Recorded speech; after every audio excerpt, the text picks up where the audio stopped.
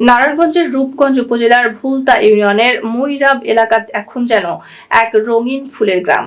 এখানকার মাটি ও আবহাওয়া ফুল চাষের জন্য অত্যন্ত উপযোগী, আর সে সুযোগ কাজে লাগিয়ে ২১ বছর ধরে বাহারি ফুলের চাষ করে আসছেন কৃষক পিয়ার আলী। তার অক্লান্ত পরিশ্রম ও যত্নে গড়ে ওঠা এই ফুলের বাগান শুধু রূপগঞ্জ নয়, ঢাকা সহ আশপাশের বিভিন্ন এলাকায় ফুলের সুবাস ছড়িয়ে দিচ্ছে। বিস্তারিত থাকছে রূপগঞ্জ প্রতিনিধি সুলতান মাহমুদের প্রতিবেদনে। নারায়ণগঞ্জের রূপগঞ্জ উপজেলার ভুলতা ইউনিয়নের মুইরাব এলাকা এখন যেন এক রঙিন ফুলের গ্রাম। এখানকার মাটি ও আবহাওয়া ফুল চাষের জন্য অত্যন্ত উপযোগী, আর সেই সুযোগ কাজে লাগিয়ে ২১ বছর ধরে বাহারি ফুলের চাষ করে আসছেন কৃষক পিয়ার আলী। তার অক্লান্ত পরিশ্রম ও যত্নে গড়ে ওঠা এই ফুলের বাগান শুধু রূপগঞ্জ নয়, ঢাকা সহ আশপাশের বিভিন্ন এলাকায় ফুলের সুবাস ছড়িয়ে দিচ্ছে। ফাগুনের শুরুতে জমে ওঠে ফুলের বাজার, বসন্তের শুরুতেই ফুলের চাহিদা বেড়ে যায় বহুগুণ।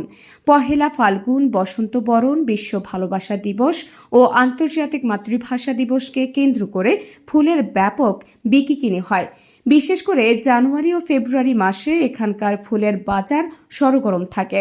স্থানীয় পাইকাররা এই ফুল কিনে ঢাকার শাহবাগ, নারায়ণগঞ্জ শহর ও আশপাশের বিভিন্ন বাজারে সরবরাহ করেন।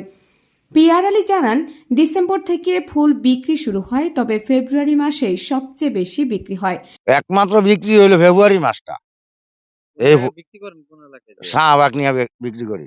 বিশেষ করে ১৪ ও ২১ ফেব্রুয়ারি আমাদের জন্য সবচেয়ে ব্যস্ত সময়। তিনি আরও জানান, এখানে ডালিয়া, চেরি, গাঁদা ও নানা বাহারি ফুলের চাষাবাদ করা হয়। প্রাকৃতিক ফুলের বিকল্প হিসেবে বাজারে এখন কৃত্রিম ফুলের জনপ্রিয়তা বাড়ছে, যা বাস্তব ফুলের চাহিদায় নেতিবাচক প্রভাব ফেলছে।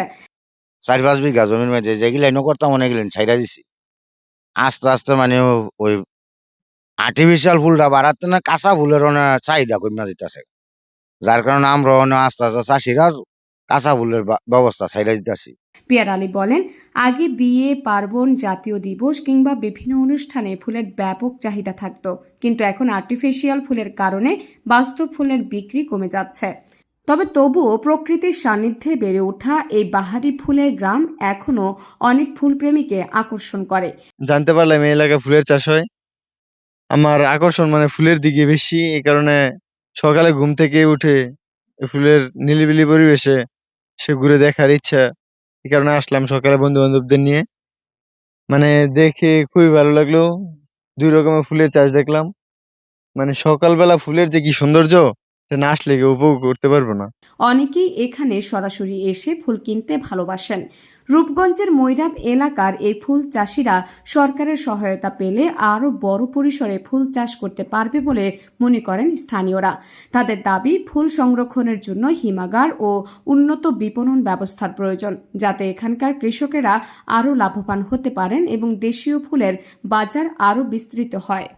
আধুনিকতার ছোঁয়ায় আর্টিফিশিয়াল ফুলের প্রভাবে হারিয়ে যাচ্ছে আমাদের ঐতিহ্যবাহী ফুল শিল্প। সুলতান মহিউদ্দিন, মুভি বাংলা টেলিভিশন, রূপগঞ্জ।